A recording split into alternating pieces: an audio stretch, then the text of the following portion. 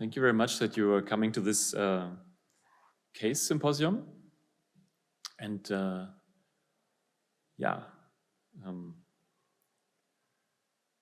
we'll start right away. And today we want to present 3 cases of psychedelic-assisted therapy. One of the cases, the first one, is about ketamine-assisted therapy, and the second and the third one about psilocybin-assisted therapy. In different contexts, you will see that. And I'm happy to present the first speaker. Or actually, maybe to add that for the third case, we have the honor to have a trial participant with us. That's why we try to arrange like a cozy corner for a discussion with the 2 trial therapists and our study participant. And we are very grateful that you made your way here. We will present you a little later when we come to the case. And of course, there will be opportunity for questions and discussion with the participant and also with us, the therapists. So we have both perspectives in this symposium. I suggest, so we don't run out of time, that after each of the first 2 presentations, we have maybe 3 minutes of questions for the case, 3 to 5 maybe. And then we can have a longer discussion about all the cases in the end. Okay, so I present Hajo Müller. Hajo, actually, you're working as a clinical psychologist in the OVID Health Systems Clinic in Berlin. And there you're doing ketamine-augmented psychotherapy, and you're also involved in the training program. And you've some background in mindfulness-based psychotherapy, training with Marshall Linehan and Martin Bohus, and big clinical expertise, and I'm happy to hear your presentation.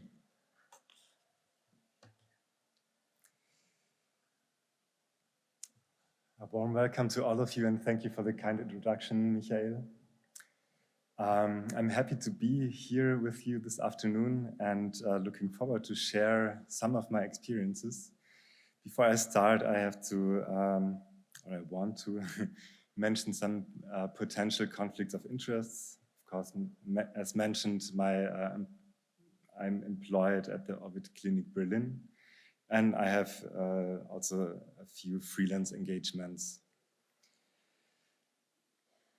Okay, we are hearing a lot of exciting things here and there at the conference about EPIsoDE, and I'm convinced that the EPIsoDE study will prove as a foundation stone for the establishment of psychedelic-assisted therapy here in Germany.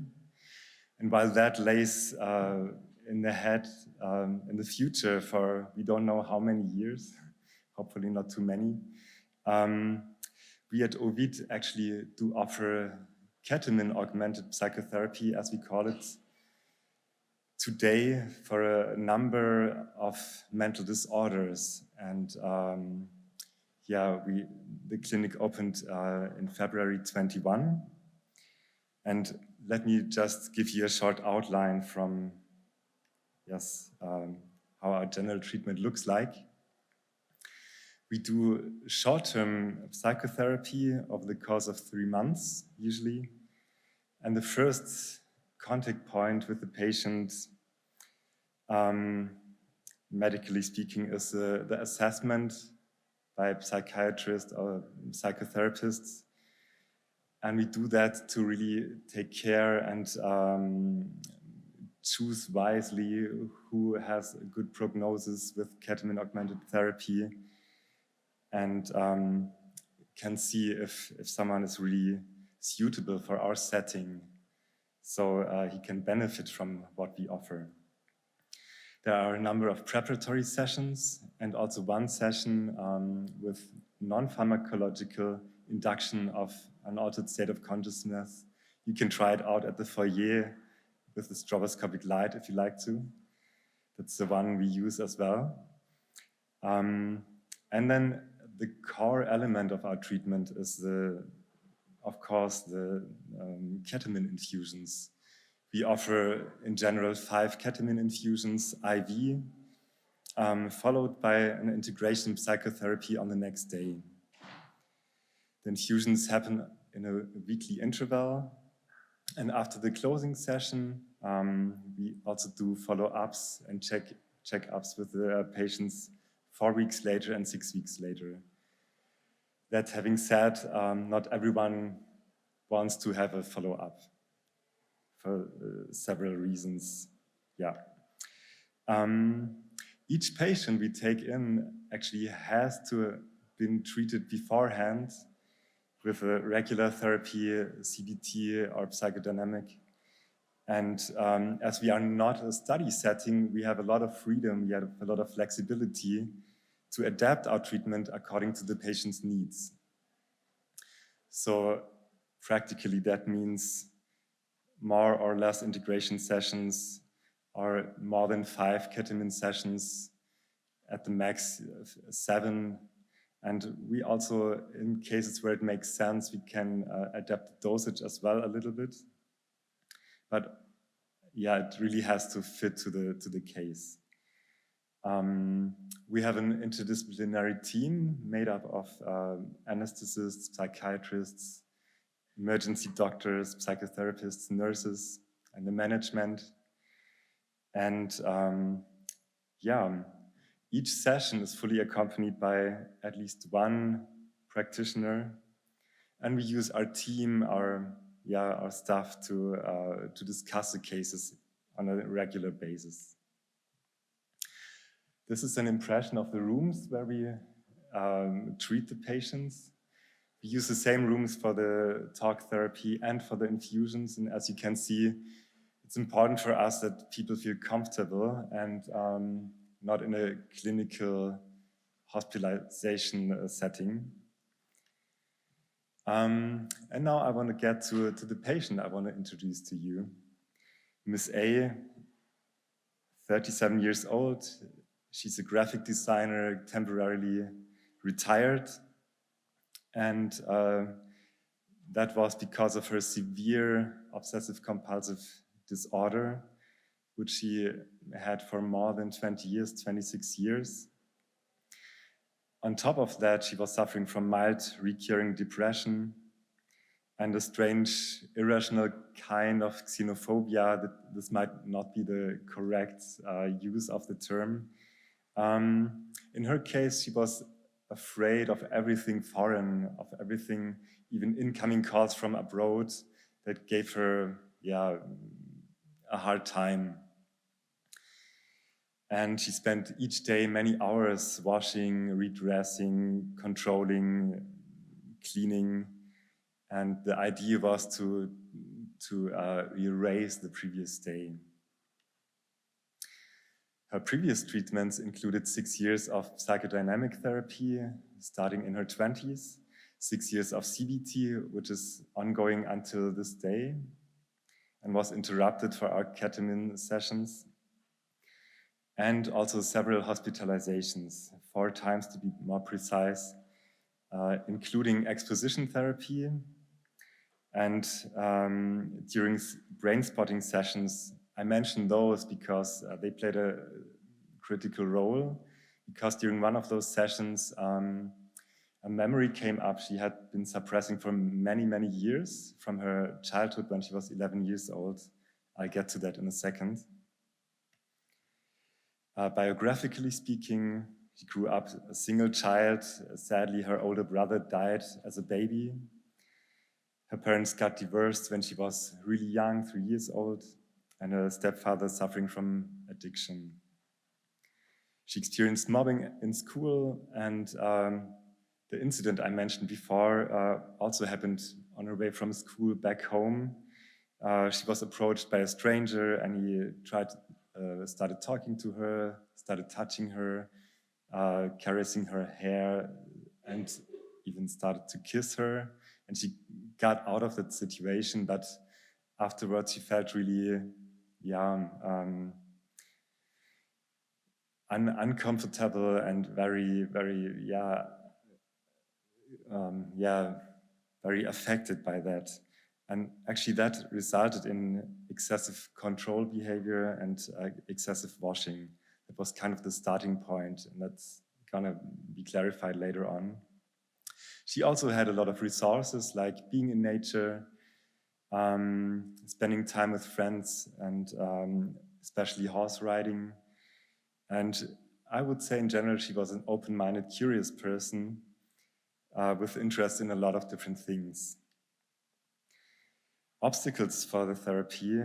From the beginning, of course, we were really in doubt if she could make the journey to Berlin because her restricted ability to travel and even staying overnight in a place far away from home, several hundred kilometers.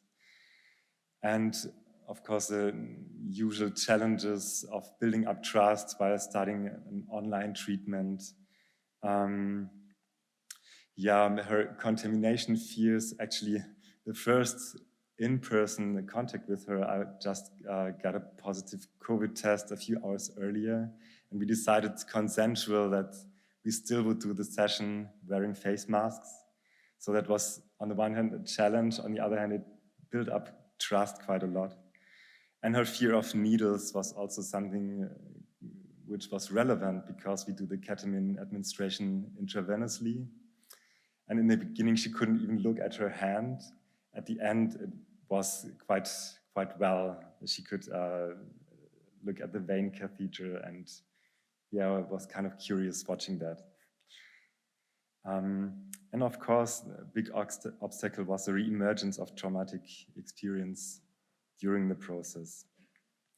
Let me get a little bit more into the detail concerning the psychedelic sessions. The first infusion was a really, positive one, very colorful, very vivid.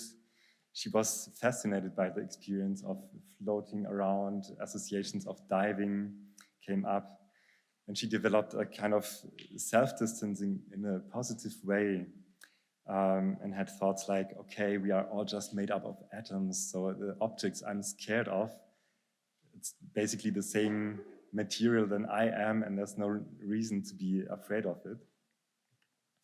The second session, however, turned out to be a landmark. She encountered her younger self, and herself as a 7-year-old girl, took her by the hand and walked her through the jungle, exploring things, looking at different nature and aspects of the surrounding. And while that was a beautiful experience, afterwards she was experiencing feelings of sadness and guilt because she felt so estranged from the inner child at the age before her disease developed. And I could go so far to even say she rejected the child, and she put it even more drastically, literally. She said, I have killed the child. It was so hard for her to relate to it, knowing what lies ahead, so that she didn't want to go through all that again. During the integration session, of course, we had to do something about that. I offered her a guided imagination exercise, enabling an encounter between her former self and her current self. The interaction, of course, was difficult, and it took a while until the child started to speak. When she entered the scene of her imagination, I was asking her, okay, how far away from the child are you standing? And she said, okay, I'm standing right next to her, but worlds apart. After a while, interaction developed, a conversation developed, and finally she could also even embrace the former self. And that's when she started crying, and she was quite thankful for that. And as a homework, I told her to cultivate that connection, this new established connection, and to look closer to her emotions, to her needs. And the next ketamine infusions proved to be on a quite darker note, quite more challenging, involving fearful moments. The child didn't come up, although the intention for her was to explore and to get back in touch again with the child and ask her, okay, how are you doing? She didn't turn up, but she found herself lonely, standing at the edge of a cliff, so very visual, very strong impressions. Standing in the storm, trying to look for shelter, and had bodily experiences like being weighed down and being pulled away. After the session, she even told me she had the impulse to ask me to stop the infusion, which she didn't do, and I was glad that she didn't. And of course, we had to move more into the traumatic scene after that, because it was so obvious that something is pushing towards the surface. And this experience of the 11-year-old having this sexual transgression was so crucial, and it became more and more clear that this was kind of the turning point, and she had to confront it again. In general, over the process, she grew more and more open, more and more self-aware, and her ability to take care of herself was evolving again. The last infusion, however, was again very resourceful, very colorful. She experienced euphoric moods and also memories of beautiful holiday she had years ago when she was able to travel, and feelings of freedom and having arrived, having a sort of homecoming after a long journey. And what she made of it in her reflection was, okay, I really can trust myself now. I can look at my feelings and I can take care of myself. On a more technical level, the outcomes of the therapy were that all the depressive symptoms, they totally vanished, which was really great.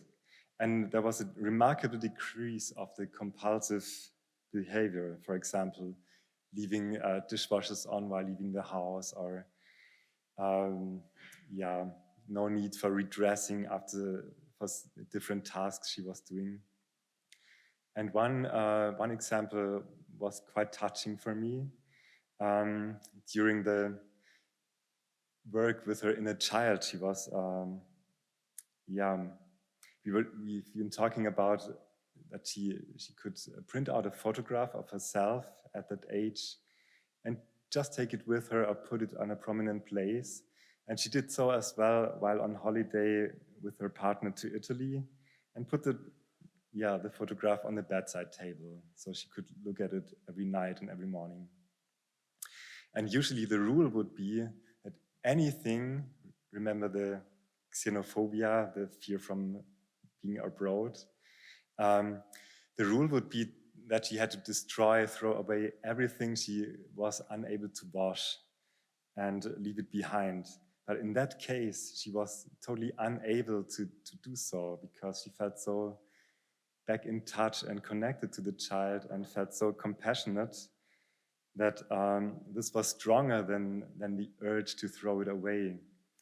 And this has such a strong symbolism to it, because she willingly chose and was also able to choose self-care above the problematic behavior. Okay, what did I take out of that case? What did I learn? The central point for me was the need to pay close attention to any traumatic experience in the biography, even if the impression is gained, it has been resolved, it has been treated already, and to a content where everyone's fine with. The fact is that stressful events might surface again at any time. We are working with very powerful compounds here, and this can just happen. You have to be prepared. And yeah, I feel like my hesitancy to address this problematic experience in the first place was I wanted to stick to the protocol. I wanted to not influence the next ketamine session, and just wanted to move on, and thought, okay, yeah, she's been talking about this a lot with other therapists already. But in the end, I found that slowing down the process, maybe having 2 or 3 more sessions, which she definitely would have been open to, I'm convinced, would have been really helpful. And yeah, in the end, I feel lucky that all went well and that she recovered so impressively. And a patient with less resources, with less resilience, might have moved back into regression, re-experiencing traumatic experiences, and even quit treatment and relapse. To wrap it up, if you picture Forrest Gump as a psychologist, I'm sure his mama would have told him, therapy is like a box of chocolates. You never know what you're gonna get. And if that sounds too sweet for you, you can go with Harry Potter's jelly beans with all flavors, where you can be lucky and have some marvelous experience and taste, but also get some who taste like vomit or dung or dirt. So to conclude, in psychedelic therapy, we should always be prepared for surprises. Stay mindful and flexible in the process. Be transparent towards the patient, and whenever needed, ask for peer support when needed. Thank you for your attention, and I'm glad to take 2 or 3 questions.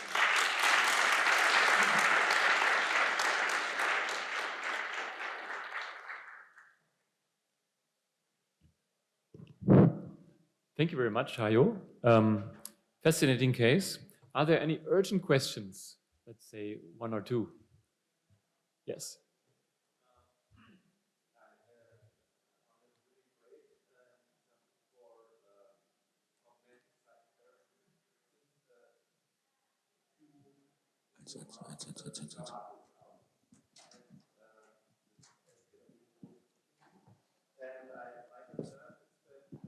Most patients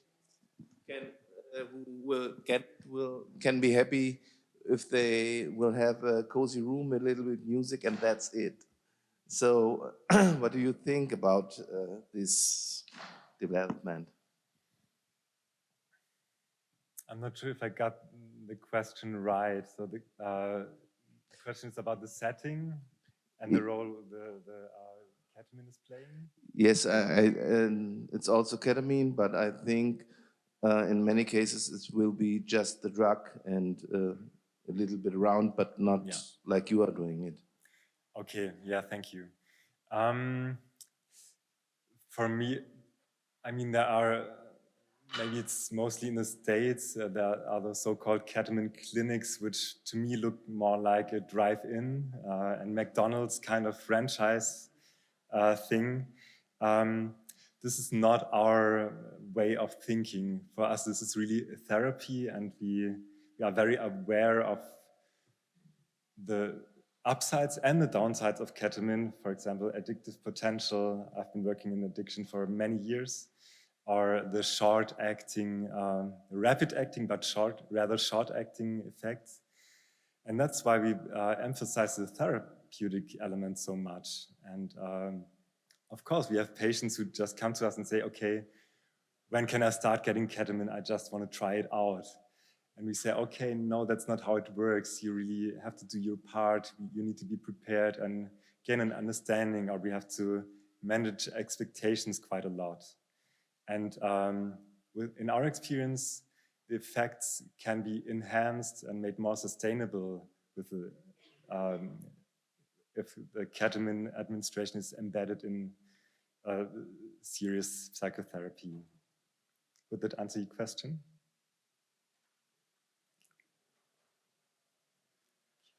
Yeah. So thank you very much, Shayo, and for the audience. Now I would like to proceed and to announce the talk of Eva Szydowski. You're a psychiatrist.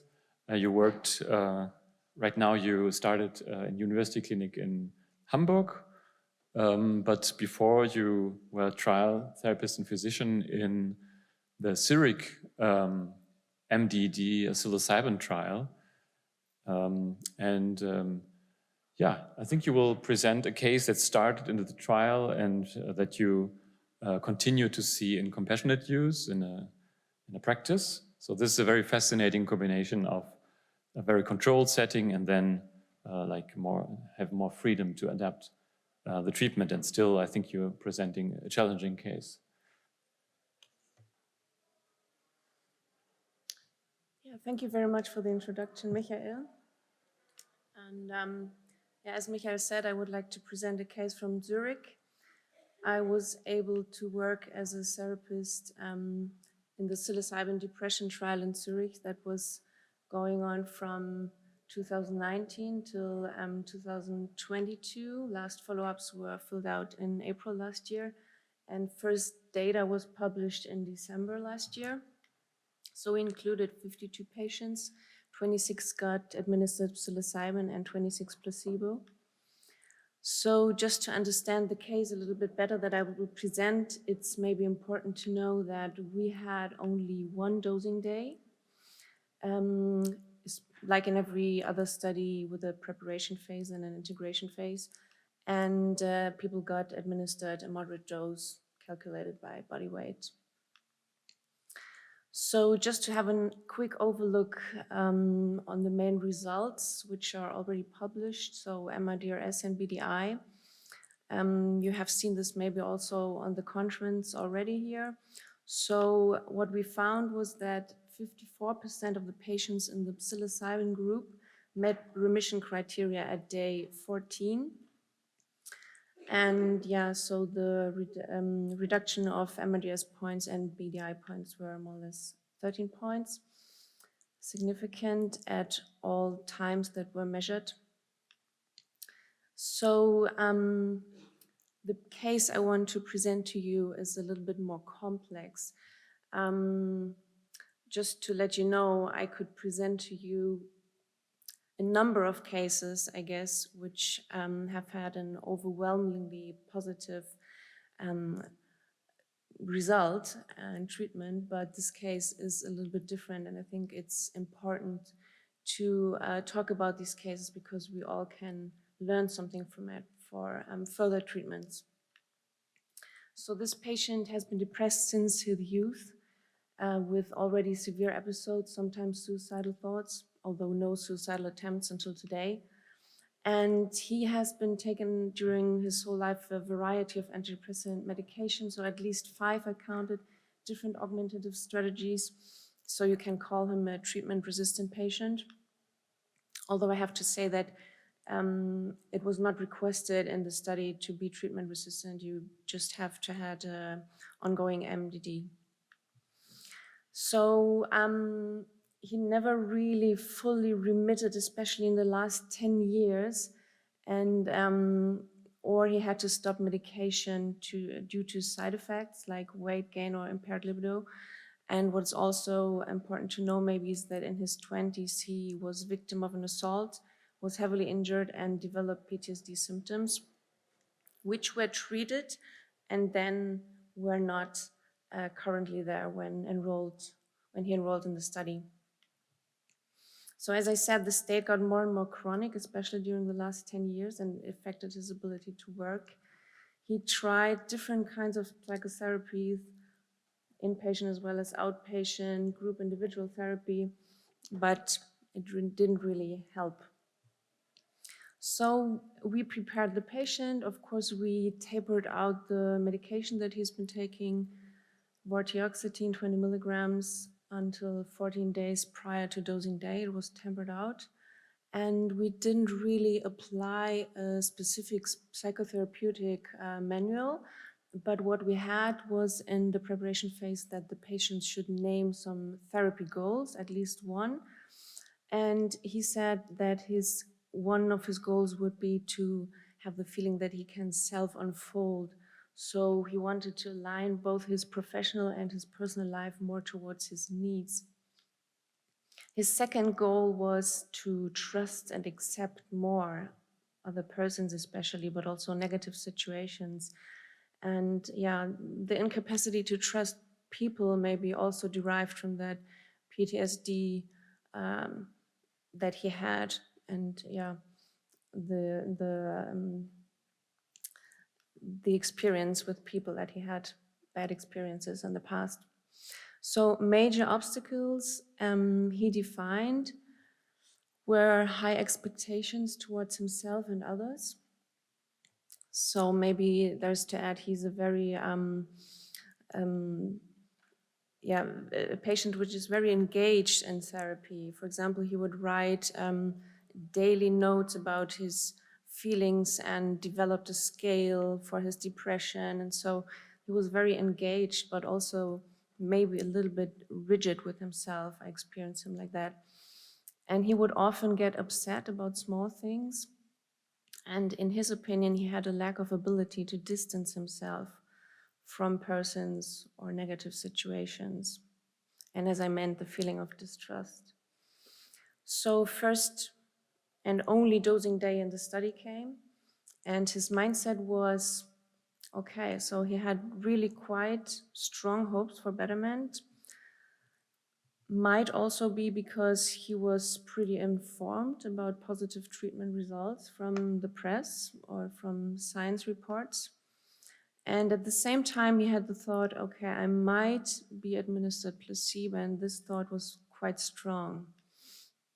But he said, okay, it can't get any worse than it is now, and I can change what will happen. So I'd say the fatalism kept his fear at bay. Dosing day came, so this is the room in which it took place. So patients would lay down on the sofa, like in every other trial. It's expandable, by the way. And so approximately 20 minutes after intake, he said that he experiences a slightly warm sensation in the abdominal region and that he feels a little bit more comfortable on the sofa and maybe a slight dizziness. But then, between 1 and 1.5 hours after the intake, suddenly he was really overwhelmed by big disappointment, and I noticed that he was struggling to cry. And he told me that he's convinced to have been administered placebo. So he makes a deeply sad and resignated impression. He doesn't want to talk a lot. And I get the feeling that he's trying to get a hold of himself in front of me. So there was not a lot to talk about that day because of his frustration. So he was discharged, accompanied home by his partner. And he only said the next visit that he felt a little dizzy the rest of the day. So we had the integration sessions, and on visit 5, again, the theme of the visit was that he had the very strong thought that he had been administered to randomized to placebo group. And all that I could do, because there were really no other topics possible to talk about, I could contain his disappointment and at least plan the next steps that would happen. So basically, he told us on visit 6 that he will quit the study, that it's just not possible for him to come to the last visit, visit 7. And yeah, we planned that he will go, or it was also his wish that he will go back on antidepressant medication and back to his therapist. And in psychometry, we could measure that there was a worsening of depression from moderate to severe. There were also suicidal thoughts again, but luckily with no action determining suicidality. Yeah, so a big question for him was, having the thought that he was in the placebo group, when will I have the chance to have psilocybin as a legal therapy? So a few months later, he contacted me via email and asked for possibilities of PAT, if I know some possibilities, because as you know, maybe in Switzerland, you can have special permits for special patients and then do legal psilocybin therapy with patients in private practices, also in group therapy contexts. So I have a colleague and friend in Zurich, Martin Angerbauer. He has a practice and he was just about to start PAT in his practice, so we decided to do a little group, and I invited the patient to this group, and in the end we did a very small group, 2 patients and 2 therapists. I don't know if you can speak of a group, but it was like that, and we administered 3 times psilocybin between May and November of last year. So the interesting thing is that right before the administration in May, the deblinding of the study data took place. So the patient got administered psilocybin, 20 milligrams. That was quite surprisingly for me. I don't know if for you. And I was a little bit worried about how the patient would react to this news, because he was very, very frustrated. And it could have meant now that he would be very upset about it and think, oh my God, even psilocybin cannot help me. I'm like totally destroyed. So, but he reacted with ease to my surprise. And he said, okay, at least now I know that I, even though I was in a bad state, I didn't develop a horror trip. So I want to give it a try. I looked back into the data because I really wanted to know what happened there, and you can see, at least in the MIDRS, a slight dip on dosing day, but then, as described, the patient got even more depressed than in the beginning of the study. And then the follow-up, it's 6 weeks, 3 months, 6 months. The patient was under medication and he was, let's say, on a negative level stable, like something high, moderate depression. So we had questions. Why did the patient show no or even a adverse reaction on the dosing day? Was it like a reverse nocebo effect, so a negative effect that occurs due to placebo when in fact the drug has been administered? And obviously the idea was that, that is also the patient's idea, not mine, that the strong negative mindset played a role. Were biological reasons involved? So I don't know, receptor deviations or the long intake of antidepressants before? And how to proceed now? How can we support the patients in the dosing days that were to come? So also an interesting question was, which dose should be applied? So more or less or the same dose. So we sought advice. We had a supervision by a therapist that knows these kind of states, and he said, okay, support the patient in immersing into the experience, so no big intentions, encourage openness, more feelings, not so much thinking, be in the body, relax and enjoy positive physical feelings if they occur. So the aim was clearly to keep the patient from trying to control the situation and to let go. And we decided that it would be the best to take the same dose so that he would have the comparison, just same dose, but now with the mindset that he will get the substance. So the first experience was really as he had wished for. It was deep relaxation, strong immersive feelings, feelings of connectedness, affirmations of lives, and somehow his doubts were not there and contradictions, were not there anymore. And these are some quotes. So everything makes sense, life makes sense, everything is good as it is good to be, and I'm at peace with everything that surrounds me. So he even said that this was the purpose of the substance experiences. This was the mystical, spiritual experience that Poland described. The second experience in August last year. So he reported when he came to the experience, we met always 1 or 2 days before to speak about what has been, that he had gone on antidepressant medication for a few weeks. It had to be just to be focused on work and to be able to function, but he tapered it out. He already knew how to taper it out, so he came without antidepressant medication, and he wanted to deep dive or dive deeper into these feelings that he had in the last session. So we decided that we take a slightly higher dose, 25 milligrams, or he decided it with us. So, but this experience was very different from the first experience, not as the patient had wished for or had expected. It was not so much about pure being, it was a lot of thinking, and it felt even a little bit like a burden. So a topic was accepting mediocrity, so finding joy in the little things. And but also fear appeared, and there was some visualization of the fear and the thought that it's impossible to access this sadness. So maybe resisting something, he asked himself. And it was exhausting, as I said. Yeah, so after this experience, he felt melancholic, lethargic, easily irritated and annoyed, unreal. And he wasn't really able to talk about the experience a lot. So the third experience, the patient's mindset, he wanted to pick up on the quality of the first experience. And the dose, so yeah, the dose was the same like in the first experience.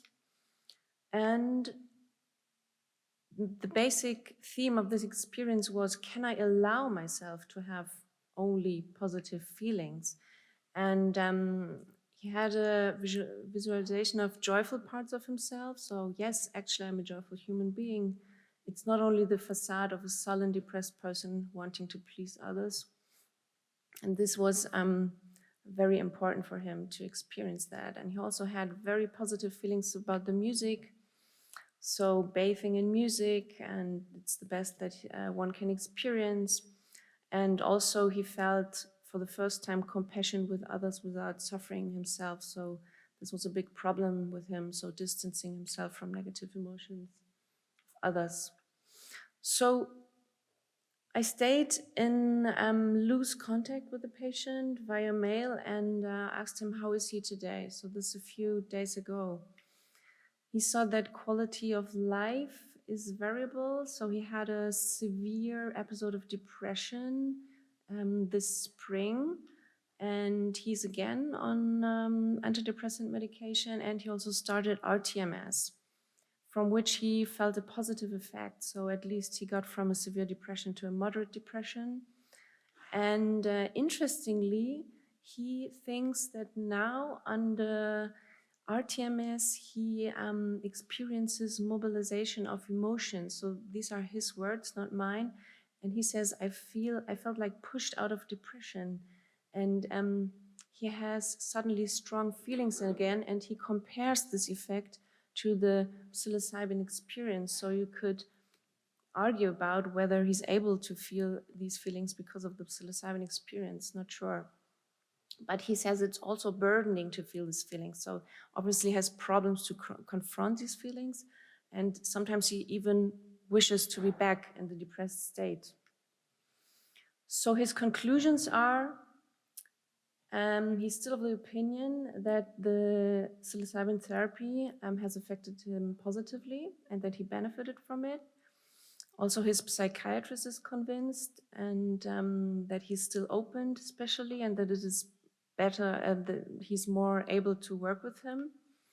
And he would like to have a psilocybin experience again, but he says it's also complex and time-consuming. So getting off of the medication, finding a therapist, and so on. So it's not an easy thing to do. And yeah, as a last conclusion, he says, in his view, it's not the substance alone that brings the benefit, but really the experience you have under the substance. So what can we learn from a case like that? And what new questions come? So obviously it highlights the meaning of expectation, so the mindset. especially in this artificial study setting with a placebo condition and no crossover design,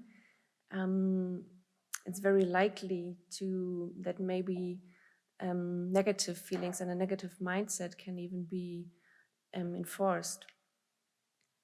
So, and there might be no one dose, one protocol fits all. As we have already heard today in many talks, there might be young, not chronically depressed patients who need maybe less frequency or less psychotherapeutic support, but there are chronic patients ill for several years who maybe need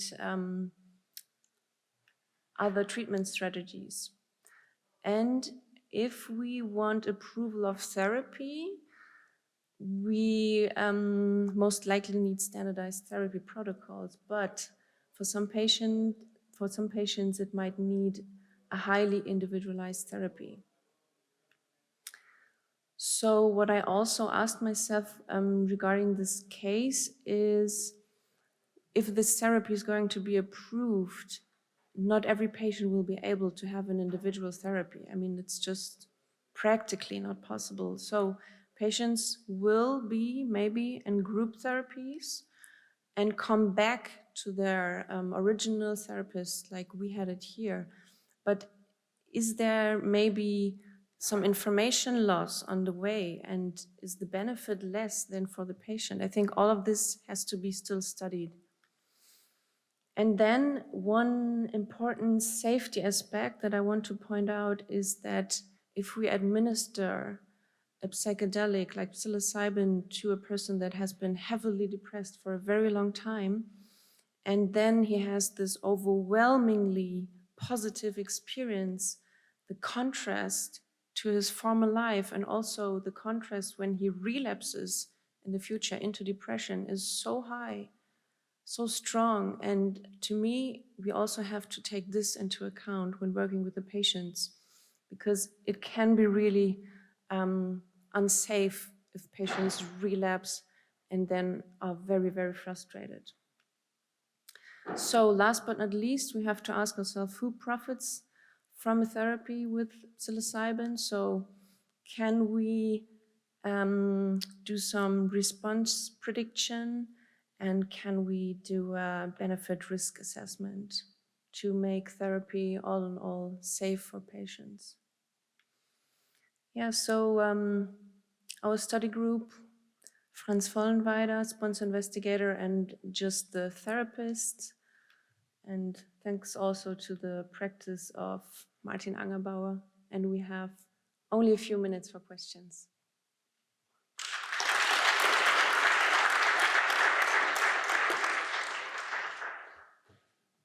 Thank you very much, Eva. Fascinating case. Yeah, maybe one question and the rest after.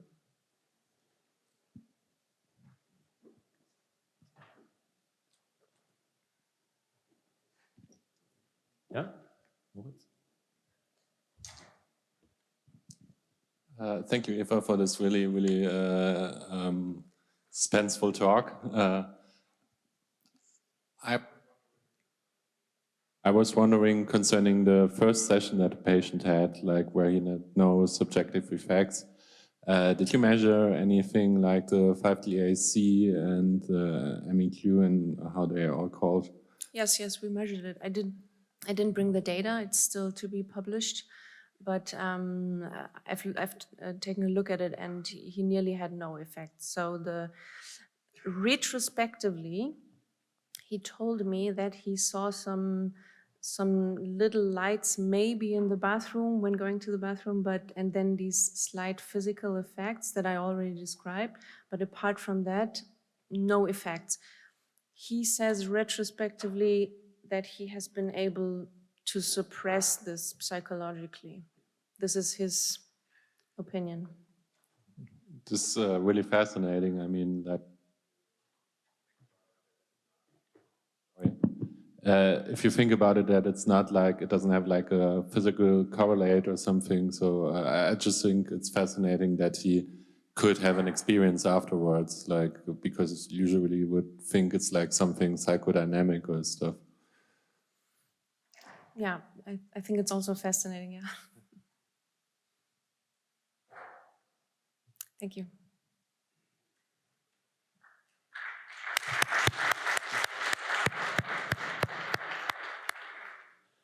Yeah, thank you again, and also to have the courage to present a case that was not, in the end, not very successful, but with moments of very intense experience. Yeah. Actually, that was an MDD patient, right? He was not therapy resistant. Ah, he was. Okay, yeah. Because that kind of fits to the data that we saw earlier in the talk of Charles Raisin. Okay, now we're a little tight on the schedule. We want to give the most we can of space also for you to tell us about your experience as a participant in our trial. Maybe I can, yeah, maybe just you go over and I present you too. So let's see. So now we are at the third case, and so I briefly present you Lilith Becher, psychiatrist, a colleague of mine in the EPIsoDE trial, and also working at Charité, children and adolescent psychiatry, now changing for adult psychiatry. Again, yeah, and yeah, you can briefly read my own presentation. I'm also a psychiatrist in the EPIsoDE trial, psychodynamic therapist, and we have a guest, Mr. L. And Mr. L, I will present shortly your biography, but let me just say 2 or 3 words about the trial where Mr. L participated and was treated by the 2 of us and one other therapist. Yeah, so the EPIsoDE trial, I think you've all seen or read about the basic structure, that it's an ongoing trial, the only one right now in Germany with psychedelic therapy, with psilocybin, 2 time points, 2 study centers, and a 3-arm parallel design. So we have a high dose, a low dose of psilocybin, and a 3rd arm with an active comparator, which is called nicotinamide, which is close to niacin. So it's kind of similar to the SONA trial, but with the 3rd arm of a low dose. Our patients, our participants, all suffered from treatment-resistant depression. And similar to other trials, we have a preparation, dosing, and integration phase. And on the whole, it's 7 therapy sessions and the 2 dosing sessions. So 3 times preparation and 4 sessions of integration. And we have some follow-up until 12 months. So this is our dosing room, not very far from here, in a research environment in Charité. And now we come to our study participant, Mr. L. So I briefly go over some biographic facts. He's 65, or you are 65 years old, married, no children, born in Germany, but you spent quite a while of your childhood, from 0 to 12 years, if I'm correct, in Israel with your family, and then your family with you returned to Germany. And later on you studied philosophy, also in Paris, and today you're a professor for aesthetics at university and produce also art exhibitions. You come from a Jewish family. Why do we notice or talk about this here? Because some content was becoming important in the dosing sessions.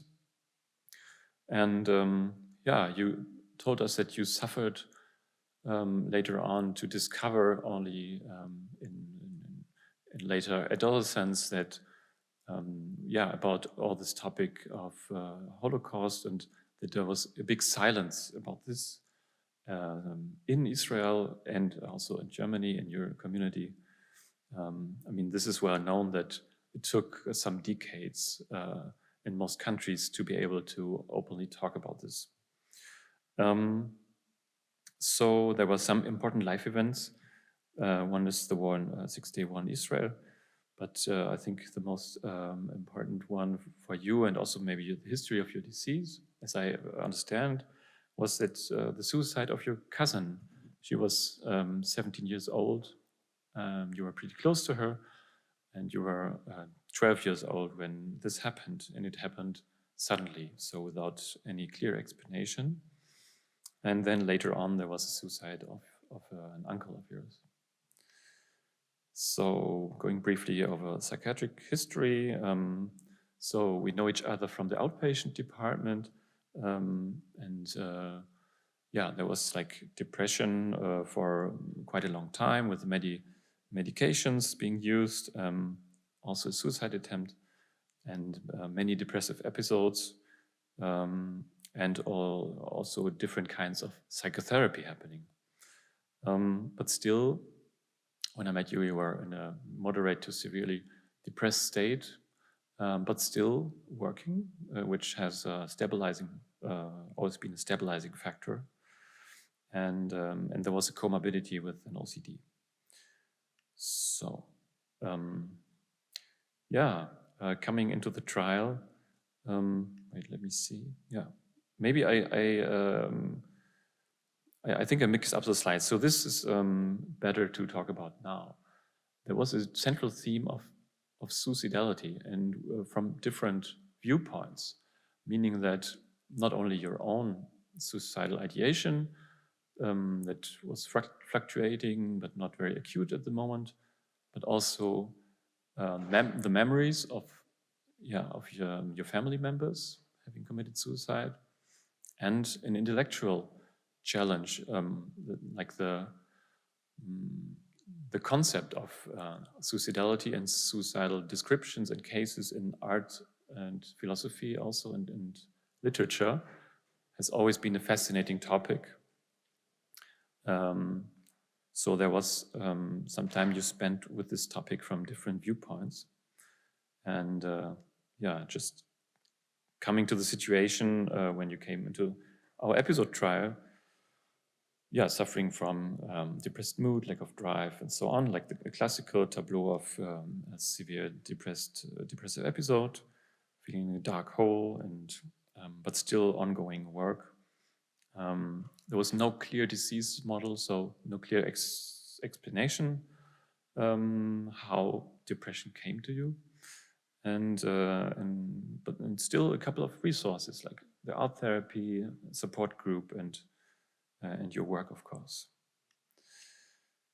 Okay, now I hand over to Lilith Becher, because you were actually doing the preparation sessions and most of the therapy in the EPIsoDE trial.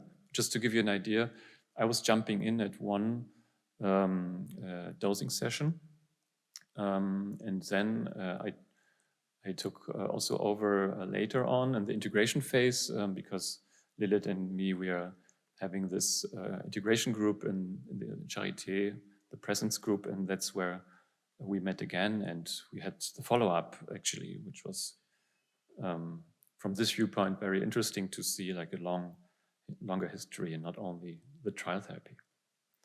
So yeah, so I'm going to sit next to you now and hand over to you. Thank you, Michael, and a special thanks to you, Mr. L, for joining me here. Session. I'm having slight difficulty. Okay. Okay. Now it's working. Yeah, I think it's exactly a year ago that we met for the first time, and I remember meeting you. You had a lot of interesting topics to talk about, and sometimes it was very temptive to listen to all your knowledge. That was my first impression of you. As a friendly person with a lot of knowledge, you were a lecturer, so I was often very tempted to listen to intellectual content. Michael, can you please go back to the preparation session? Okay, so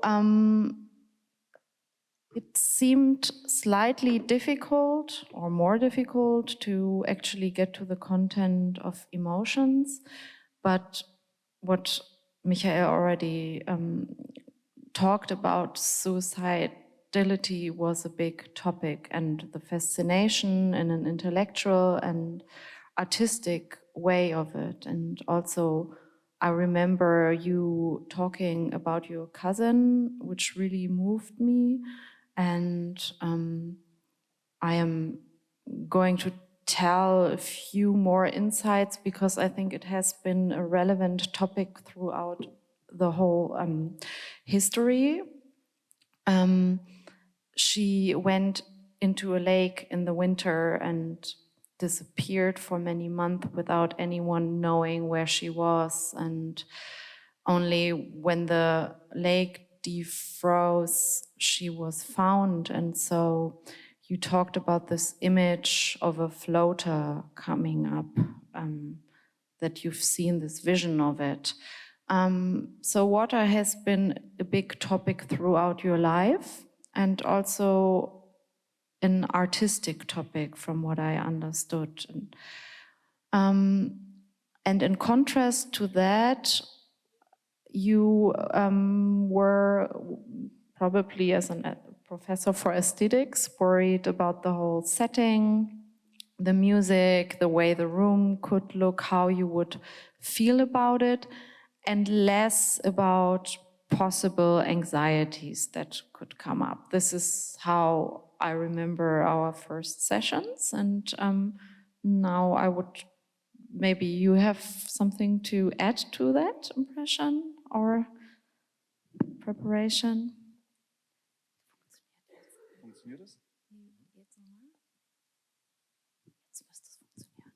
Yeah, I'm glad being here.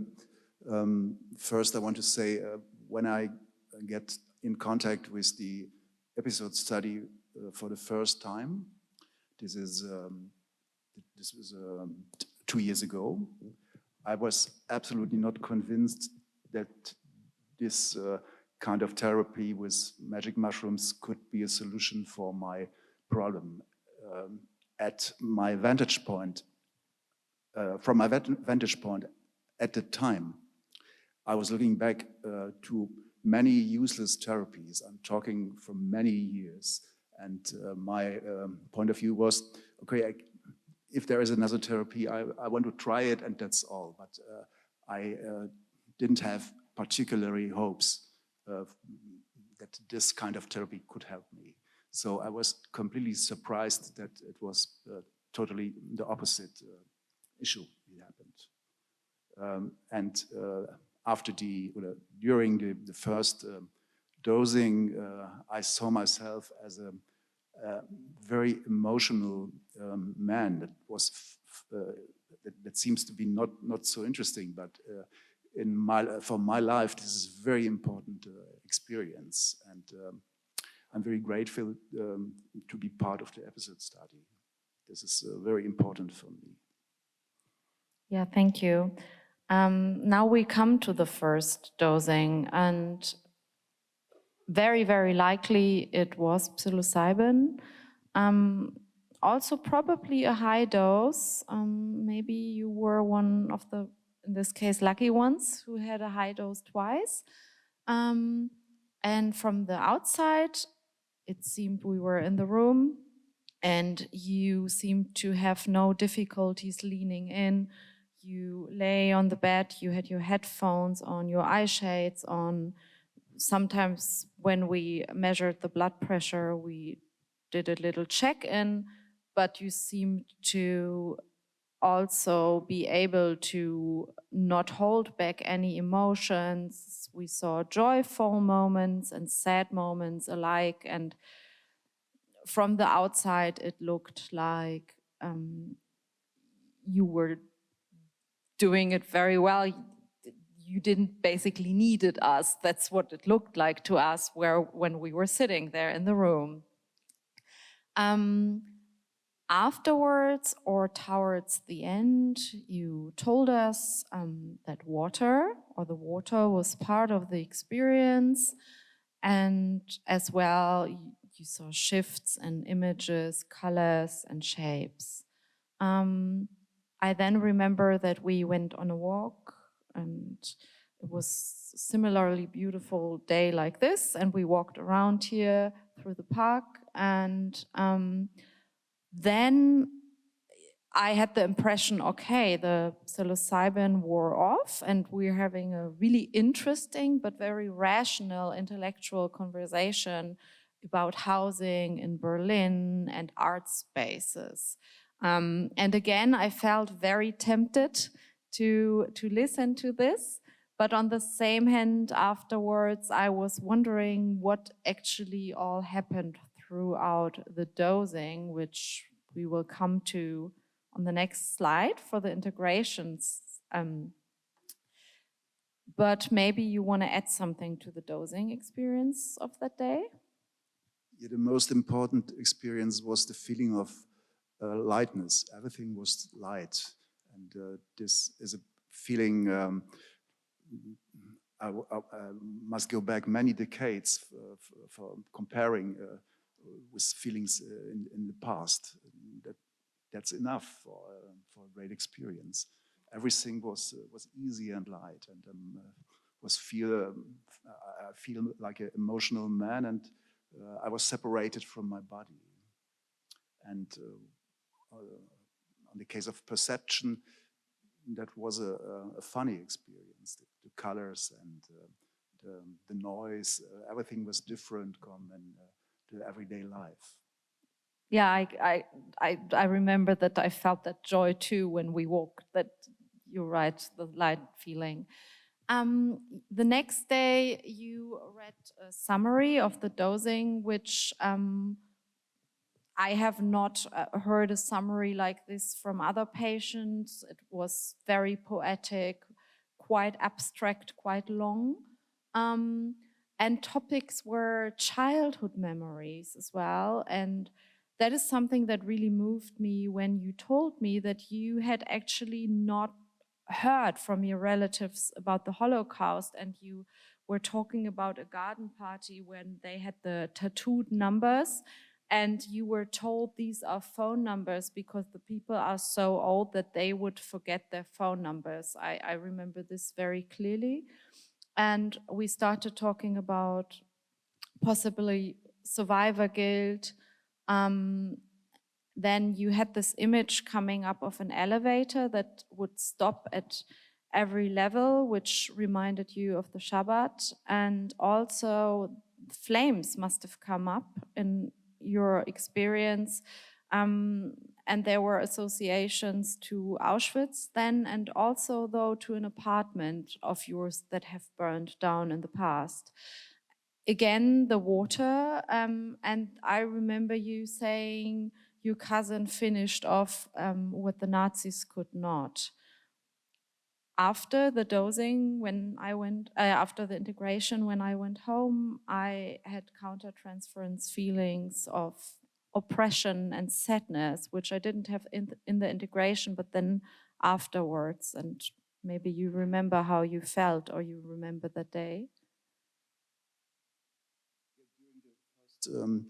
Dosing, I felt fear, but this fear was completely different from my fear in the years before. It was not a immersive fear. I have had a lot of feelings related with fear, but this fear was it was closed. There was no way out. There was no possibility to deal with the fear. During the first dosing, it was completely different. There was a feeling of fear, but there was also a feeling there is fear, but on the other side, I can deal with this fear. And this was a very great experience for me.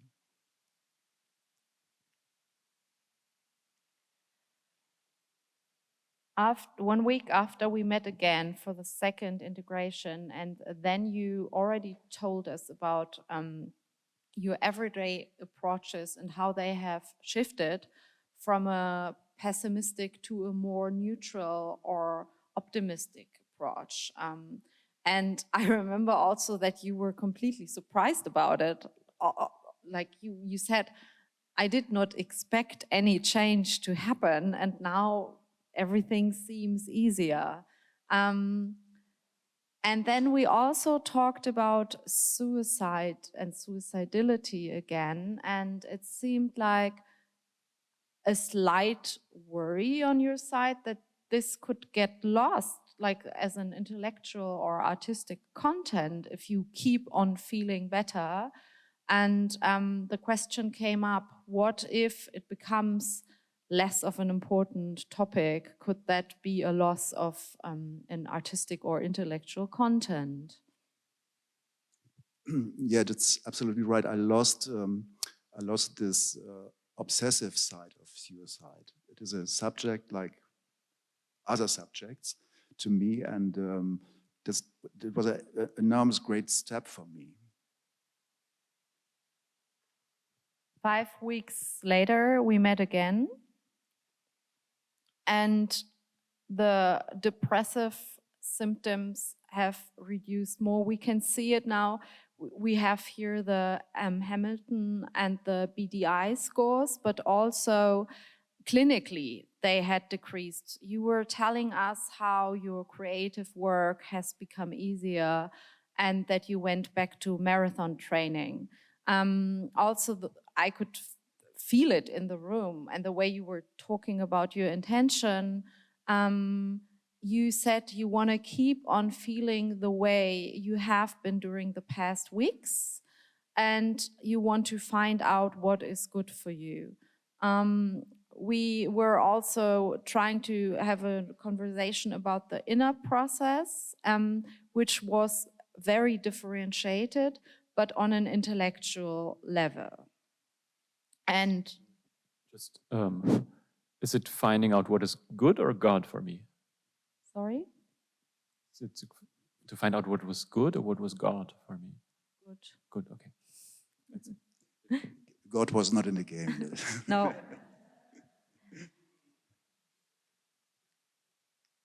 The next day we had a difficult start because my colleague had a positive rapid test, and so it was the two of us trying to find a way, and Michael jumped in. But what I was really grateful for was your trust in the whole process, because you seemed to be the calmest of us all, and you were completely fine with what was happening and the chaos around it, and were just keen on taking the second capsule no matter what. After about 90 minutes, when I checked in on you, I could feel difficulties of you communicating with me. Your breathing became faster, you were restless, and for the next hours you kept on taking off your eye shades and headphones, putting them back on, and you were describing an anxiety. Also, you were reporting fearful images, the water is back, death in Venice, and you said to me, everything is bright and it will stay this way, but not in a good way, but like blindingly bright. After a few hours, we agreed that I would stay seated on the bed and that you could take off your eye shades until the effect has worn off a bit. And that was the only way, it seemed to me, for you, this experience would be handleable. After it had worn off a little bit and we went on a walk, you started to report that it was quite fearful, more fearful than the first time, and that you had the idea that you could go somewhere where you could never come back from, and you described a fear of letting go and letting go of control, and therefore you would have to keep on taking off your eye shades and headphones? Yeah, I think the trigger in this situation was a piece of music from the playlist. It was the Adagietto from the Fifth Symphony of Mahler. It was used by Visconti in his film Dead of Venice. The first sequence, you see a lot of water, the Laguna from Venice. And that was a picture that made me fear. But in the same way, like in the first dosing, it was a fear I can handle with, I can deal with. It was not a feeling there is this immersive fear. There is no outside of this fear, and it's absolutely right. The fear was more intensive than during the first dosing, but it was a fear, but it was not a totally dangerous fear. Actually, I remember the scene, and it was very strong. I was just wondering if this fear was just a strong feeling, or was it connected to some thoughts or memories or references to, let's say, the suicide of your cousin or anything in this direction, something autobiographical? No, it was not connected with the past. It was only a strong feeling, but having strong feelings was at the time a big thing for me. That was very difficult to deal with intensive feelings. And that was really a new experience.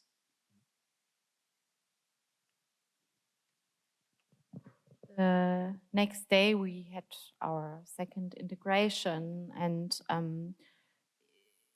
on your report you reported images of barbed wire, cattle wagons,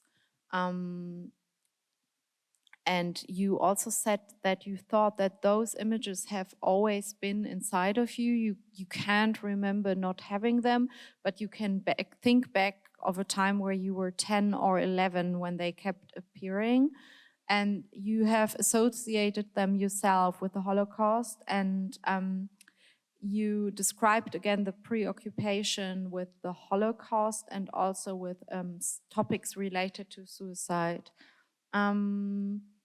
And then you were explaining the fear, and I remembered summarizing it as you said there you were really close to opening a box which was very well hidden within you, and you were about to open it, but you didn't know the content, and that created more fear.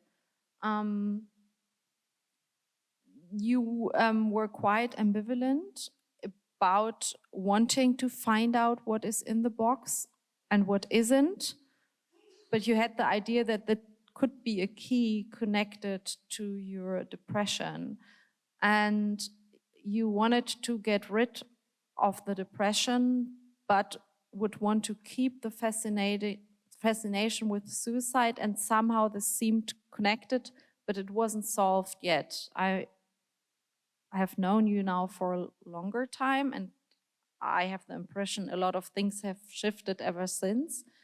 Maybe you want to say something about it, and maybe it's become clearer now than it has been then. From our point of view here now, I think to open this box,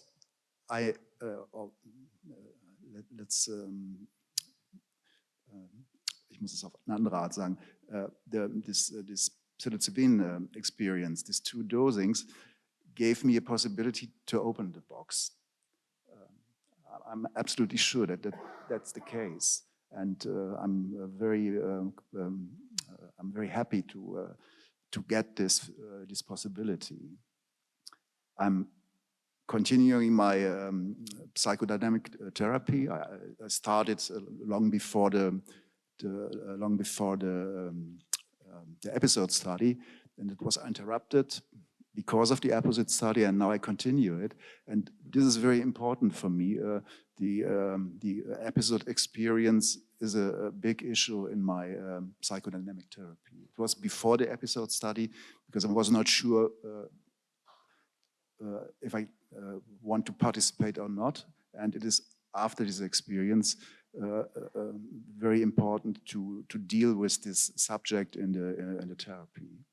And even the integration group, I'm participating now since nearly a year, is very important for me to see that a lot, not all the patients, but a lot of them have similar experiences like me. Yeah, this is actually a good prompt for going to the last section of yeah, your experience and your treatment, our integration group. Yeah, just we are running out of time. Otherwise, I would go a little bit deeper. But just to say that we have like those 2 integration groups, and we are organizing the present group. That means 90 minutes per month, once a month, normally over the course of 6 or up to 12 months.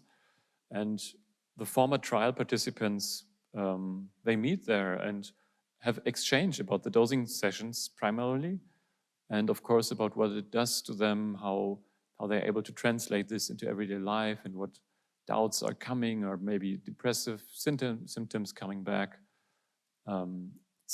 Yeah, and which can motivate, I was earlier talking about that in the panel, can motivate some patients to wanting to have another psychedelic experience, because they've had this experience that something opened up, and luckily you were, as we saw, you were resting in remission, which is really incredible. Now you see, like, this is after 6 months and after 12 months. This is under the threshold of light depression. So you really have a sustained strong effect. But some others in the group might not have been so lucky, and so there's this topic going on over and over again. How can you have repeat this? Okay, but coming back to you personally, as I said, ongoing remission, a great success for you, and here we were writing in spite of low expectations. But who knows if this is not a very crucial point, that you had so low expectations. Maybe this plays a role in this success. And yeah, this is where I saw you then again in the group, and everything you said in the group was always very touching for me. How open you are, and how this has transformed your emotional life, and how others can like find hope in this also. And maybe this is a little key for many patients to understand their own experience, which can be at times very mystical and strange. So yeah, I think we have come to an end of our part. But just to say that now I know we are out of time, but we invite you also to have questions maybe, and also, of course, I would like to, if you want to add something maybe to this phase of integration group or anything, then this is the moment. Yeah, maybe one thing, it was a discussion in the integration group, and also today I heard something in this issue, the question, let's repeat this experience with another psilocybin session.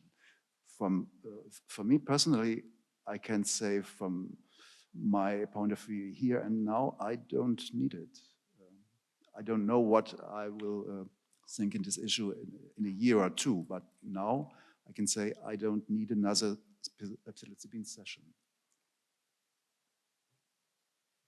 I also have seen a shift, and I am so curious about it, if you have seen it yourself as well, that in the integration group, I have now experienced you talking about your emotions, and especially the last time when you said, I think I'm now letting go of the depression. I've needed it maybe as an excuse to not travel, but now I'm ready.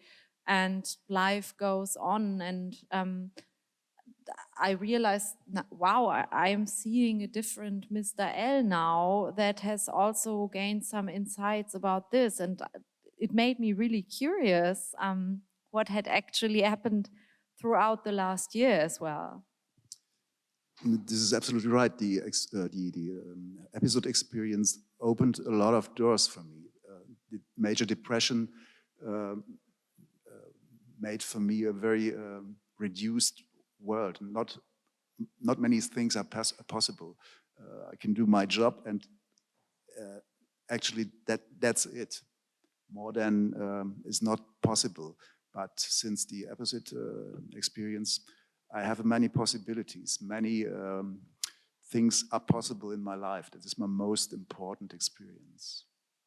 I don't know by myself what that can be. I started just now, but this is for me a very interesting way. Thank you very much so far. How about questions from the audience?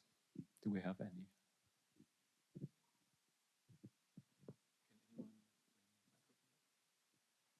Yeah.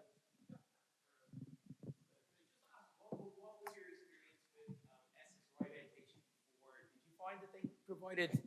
I would just ask, what was your experience with the SSRIs before? Because they are very effective for a lot of people, and I'm just wondering, how did they work for you? Did they provide any benefit? Just yes, the medication has had zero effect. Absolutely, I took them in a lot of combinations, 4 or 5 over a long time, lithium, and the effect, for me personally, the effect was absolutely zero. Other questions? Yeah, Laetitia?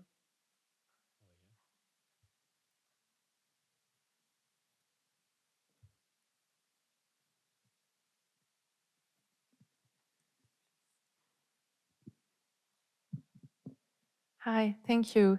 I'm curious, besides attending the integration sessions, have you put in place anything to sustain the results that you have seen? Any practice or something that you've done to stay well, let's say?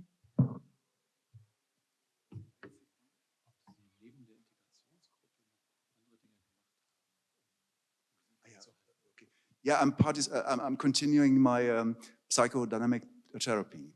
I began 1 year before the episode study with this kind of therapy. Then it was interrupted for 3 or 4 months. And after that, I was continuing. And I do that until now, and I want to continue it.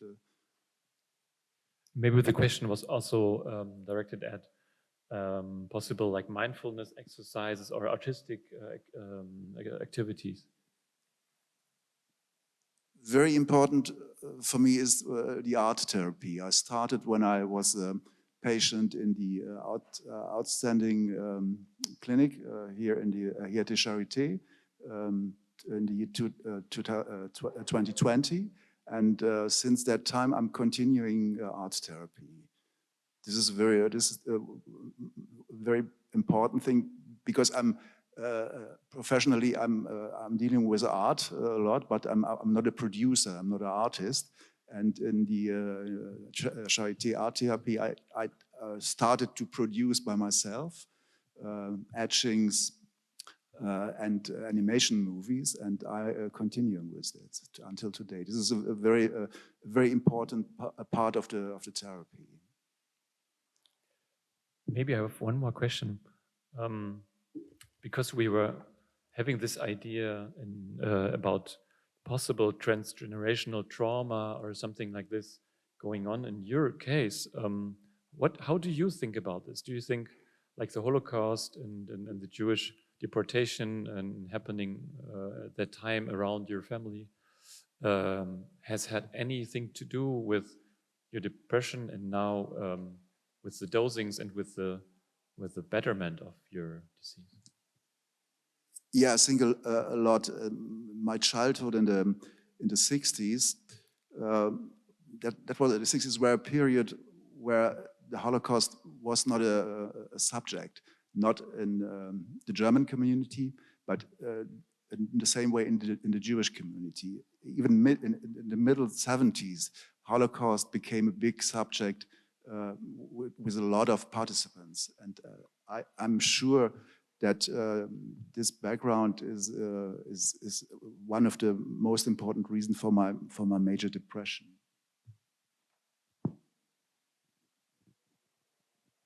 Thank you very, very much for coming here. It was a big gift to us and to everyone, I think. One more question? Hi, thank you so much for sharing. I'm Mr. M, and I was wondering if you have noticed any differences outside the typical depressive therapeutic area. Have you noticed any differences in your relationships, in your interests, how your sleep has been, other effects that you weren't expecting? Yes, there are a lot of change in my social life. Many, maybe it seems a little bit banal, but participating a birthday party, something like that, was a long time, for decades, a very complicated process for me. And this is easily now. And I could give you many examples. Traveling, for example, making holidays. I did not making holidays for 20 years because this was a difficult, complete, unrealizable issue. Now it is possible, and I think this is not the only thing that is possible. My way is not on the end. Okay, we take this as an ending quote or statement because we have to hurry. There's a lot of art going on, I think, in this room in about 6 minutes. Exactly, he's right. So thank you very much for your attention.